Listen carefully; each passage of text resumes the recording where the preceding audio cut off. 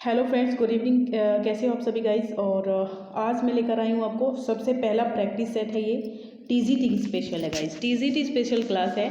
और इसमें ये इसकी खासियत है, टीजीटी का कोई भी एग्जाम दे रहे हैं बिल्कुल 100% के लिए है। लेकिन जो टीजीटी का मटेरियल है वो पीजीटी के लिए तो अपने आप ही इंपॉर्टेंट हो जाता है, क्योंकि जो राइटर्स हैं 4 राइटर आपको टीजीटी में पढ़ने होते हैं, 4 राइटर्स तो, और वो ही 4 राइटर आपको पीजीटी में भी पढ़ने होते हैं। तो टीजीटी के जो राइटर से बेस्ड क्वेश्चन आते हैं तो वो बिल्कुल इंपॉर्टेंट हो जाते हैं पीजीटी के लिए भी। तो वैसे तो दोनों के लिए ये क्लास, लेकिन टीजीटी वाले जो स्पेशली चाहते थे कुछ कि भाई हमें टीजीटी का ही मिले, तो ये टीजीटी का ही मटेरियल इनको यहाँ पे मिल रहा है। आज से मैंने इसको स्टार्ट कर दिया है प्रैक्टिस सेट, और आज से ही आप देखना शुरू कर दीजिए। बिल्कुल हेल्पफुल आपके लिए सेशन रहने वाला है, ठीक है। पहली बार जो चैनल पे जुड़ रहे हैं टीजीटी वाले वो बिल्कुल सब्सक्राइब कर लें, टीजीटी वाले भी और equally.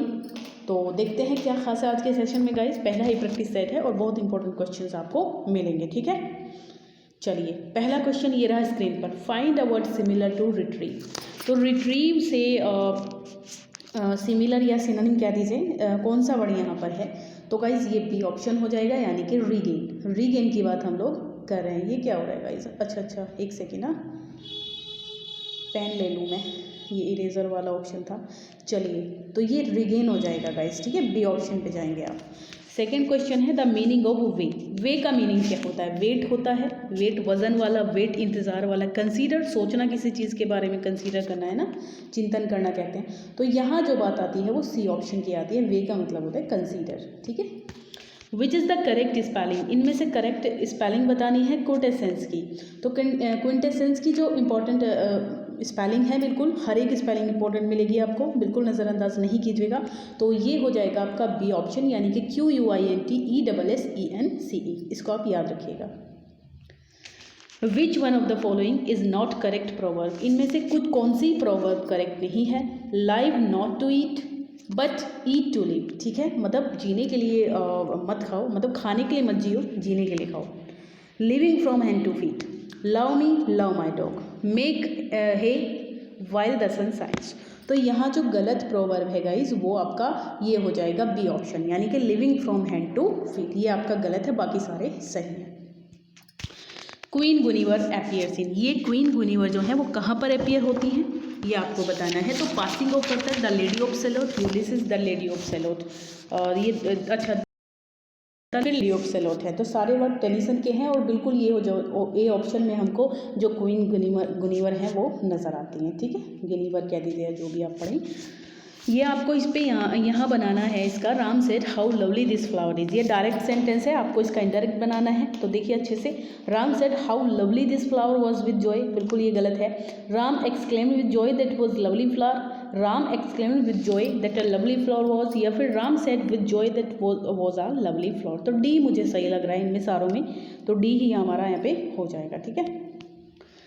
Who refers William Wordsworth an ever enduring man. William Wordsworth को किसने एवर एंड्यूरिंग मैन कहा था? 2021 में ये क्वेश्चन आया है। दोनों ही जो अभी मैंने बताया और ये वाला भी जो पहले एग्जाम हुआ था इससे, तो उसमें ये दोनों क्वेश्चन आए हुए हैं। तो काफ़ी सारे क्वेश्चन आपको मिलेंगे जो यहाँ पर ठीक है आते हैं इस तरीके से। चलिए, अच्छा ये हो जाएगा हमारा। इसकी बात करें आप, तो बिल्कुल ये बनेगा बी ऑप्शन के साथ। Ram exclaimed with Joy that was a lovely flower. ये पिछला जो था हमारा है ना, ये गलत मैंने थोड़ा बता दिया आई थिंक। तो मेरे हिसाब से ये आपका Ram exclaimed with Joy that was a lovely flower, तो ये आपका बी ऑप्शन हो जाएगा। Sorry. Who refers William Wordsworth and ever enduring man. William Wordsworth को किसने कहा था ये?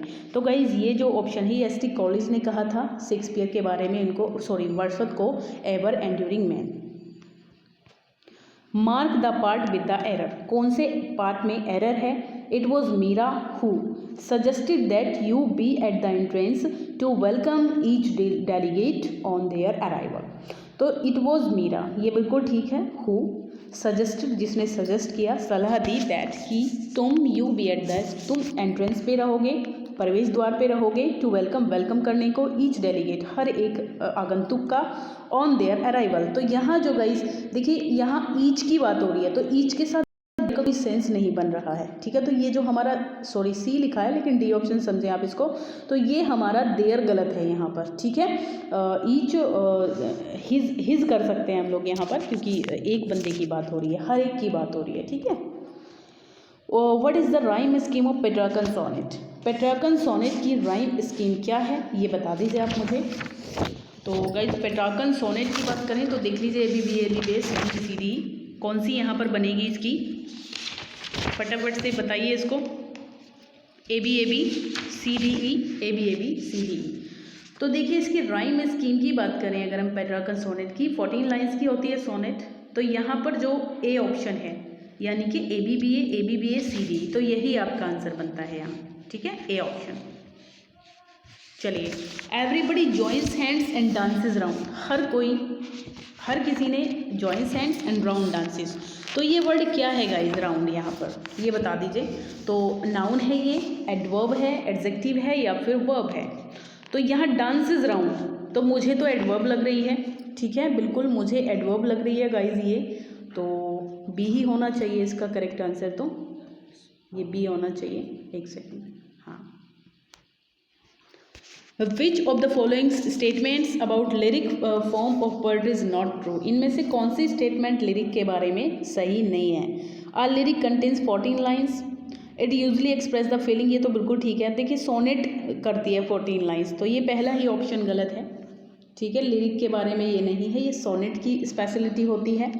तो it usually expresses the feeling, बिल्कुल फीलिंग एक्सप्रेस करती है, छोटी सी पोएम होती है, सिंगल स्पीकर होता है। ग्रीक आइडेंटिफाइड द लायर के साथ इसको गाया जाता है। अ लिरिक पोएम में भी a brief expression of a mood, ये बिल्कुल सारे सही हैं, ठीक है। चलिए, अच्छा, द टर्म कार्पेडियम, तो एक नहीं हो रहा था ये सारे आगे पीछे, क्या दिक्कत है?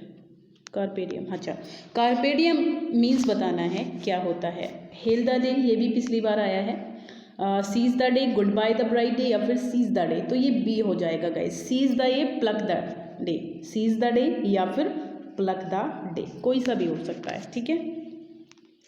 और इसका एंटोनिम देखें अगर आप, तो कार्पे नोक्टम होता है, इसको भी याद रखिएगा, मैं बता दूं, कार्पे नोक्टम, NOCTUM अगर आ जाए तो, ठीक है, ये भी याद रखिएगा। Which of the following statements is correct with reference to essay? Essay के बारे में कौन सी स्टेटमेंट करेक्ट है इनमें से? The essay differs from a treatise और dissertation in its lack of pretension to be systematic and complete exposition. An essay primarily discuss its subject in non technical fashion. The essay discusses its subject a liberal use of such devices as anecdotes, striking illustration, humor to argument its appeal, या फिर the formal essays is relatively personal। तो देखिए जो यहाँ D option है guys, D option, which of the following statement is correct with reference, correct बताना है, sorry correct बताना है हमें। तो करेक्ट मुझे मेरे हिसाब से लग रहा है इनमें ऐसे में डी ऑप्शन मुझे सही लग रहा है, ये बिल्कुल सही है। जो फॉर्मल ऐसे होता है वो पर्सनल होता है, बाकी सारे गलत हैं, ठीक है, बाकी सारे ही गलत हैं, ये केवल एकमात्र सही है। इनफॉर्मल इम्पर्सनल होता है, ठीक है, क्योंकि फॉर्मल चीज़ें तो पर्सनल ही होती हैं ना, हम आपस की बातें होती हैं। Thou hadst a voice whose sound was like the sea, pure as the naked heavens, majestic free।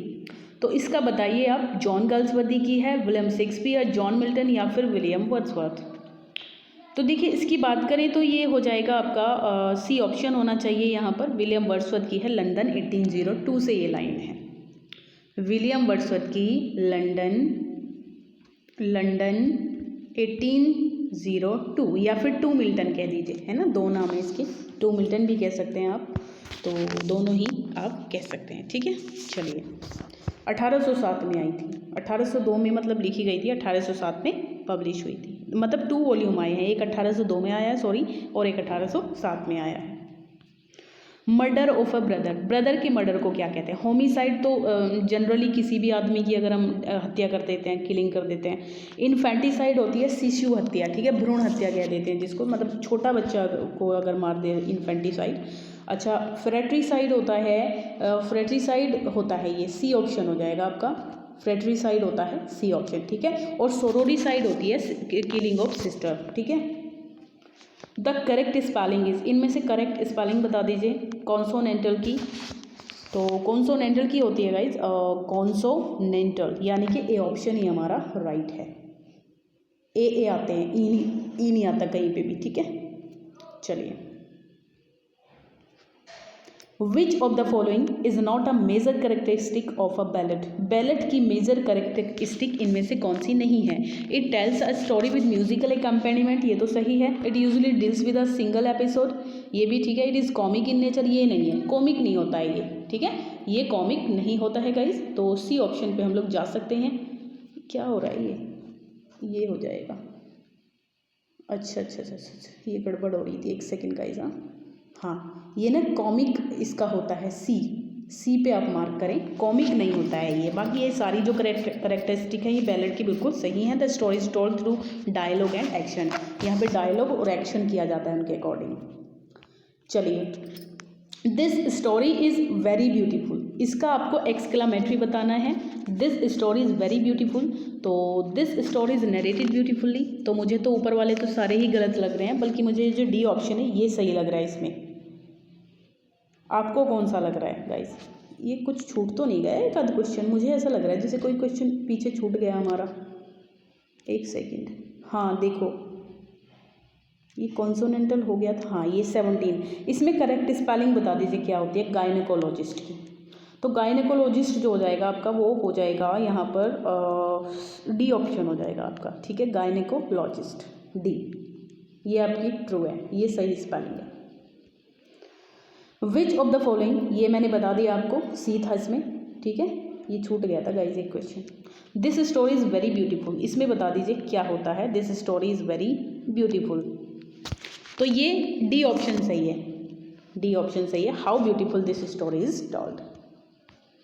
Jack Barthwick is a character in, कहाँ पर मिलता है ये कैरेक्टर आपको? तो ये बिल्कुल सिल्वर बॉक्स का है, जो कि जॉन गाल्सवर्दी का है, सिल्वर बॉक्स का है ये सारे ही वर्क इनके हैं। तो ये जो जॉसलिन है ये पहला नोवेल है इनका, और सिल्वर बॉक्स इनका पहला प्ले है गाइस, ठीक है। चलिए, which of the following statements is correct about autobiography, autobiography के बारे में इनमें से कौन सी जो स्टेटमेंट है वो सही है। It is written by a great author on the life of fellow author, नहीं ये तो गलत है, क्योंकि फेलो ऑथर के लिए नहीं, ऑटोबायोग्राफी होती है खुद की जीवनी लिखना, ठीक है, किसी दूसरे की नहीं। It is written by a scholar on the life of a fellow scholar, ये भी गलत है, स्कॉलर के द्वारा भी नहीं लिखी जाती फेलो के लिए। इट इज़ अ मेमोआ, ये मेमोआ होता है, मेमोआ भी नहीं होता है ये, मेमोआ होता है संस्मरण, जैसे कुछ ऐसे इंसिडेंट्स अगर हम छोटे छोटे अपनी लाइफ के लिख दें तो वो होता है मेमोआ, तो ये मेमोआ भी नहीं है। और the first fully developed autobiography is also the most influence the confessions of, ये सही है, जो पहली सबसे जो ऑटोबायोग्राफी थी इन्फ्लुएंशियल मोस्ट, तो वो सेंट अगस्टाइन थी, जो कि 4th सेंचुरी में इसको लिखा गया था, ठीक है। चलिए, find out correct sentence, correct sentence आपको बताना है। He gave me much too pain, I shall go just now, he always get success since he hardly works, या फिर I shall be only too glad to see you. बता दीजिए इसमें correct sentence कौन सा है। तो इसमें तो मुझे लग रहा है डी, यानी कि I shall be only too glad to, मैं तुम्हारे लिए ही इतना ज़्यादा प्रसन्न होता हूँ, केवल ये कहना चाहता है। He gave me much too pain, much too नहीं टू मच होना चाहिए था। I shall go just now, है ना, I shall go just now, just और नाउ एक साथ तो आते नहीं हैं, तो ये भी गलत है। और he always get success since he hardly works, तो ये भी हमारा सही नहीं है। Who called Shakespeare Johannes factotum, Shakespeare को जोहन्नस फैक्टोटम किसने कहा था? A jack of all trades, किसने कहा था ये? तो बिल्कुल जोहन्नस फैक्टोटम काफ़ी इंपॉर्टेंट क्वेश्चन है, याद रखिएगा इसको, सी ऑप्शन, यानी कि ने कहा था शेक्सपियर को। The great artistic movement Renaissance, Renaissance पुनर्जागरण सुना है आपने, तो had it's full impact on English literature, कौन सी शताब्दी में बहुत ज़्यादा प्रभावित इसने सबको किया था, कौन सी सेंचुरी को सबसे ज़्यादा प्रभावित किया था? तो 15th है इसमें, 16th, 18th है, 9th है। तो ये तो आसान सा क्वेश्चन है गाइस, बहुत बढ़िया क्वेश्चन है। देखिए 16th टू 17th सेंचुरी में इसने सबसे ज़्यादा अपना फुल इफेक्ट डाला था, और ये पैन यूरोपियन रेनेसा से रिलेटेड था, ठीक है। और इसमें बी पे जाएंगे आप लोग, यानी कि 16th सेंचुरी कहेंगे आप इसको। There was a great round of applause. तो ये ग्रेट राउंड, देखिए ग्रेट एडजेक्टिव है, आपको पता है। तो एडजेक्टिव हमेशा किसको मतलब किसके पहले आता है, नाउन से पहले आता है ऑलवेज। तो ये हमारा वर्ड है, ये हमारा नाउन हो जाएगा। और गाइज यही थे हमारे आज के क्वेश्चन इंपॉर्टेंट। आई होप आपको समझ में आए होंगे, अच्छे लगे होंगे। तो ऐसे ही क्वेश्चनों से के लिए जुड़े रहिए मेरे साथ, और बहुत बेहतरीन आपकी प्रैक्टिस होने वाली है। चलिए okay, bye bye, take care. और कमेंट जरूर कर दीजिएगा कि आपको ये प्रैक्टिस सेट कैसा लगा है, और आगे भी आप बने रहना चाहेंगे मेरे साथ। ओके, गुड बाय गाइज, पढ़ते रहिए अच्छे से, ठीक है।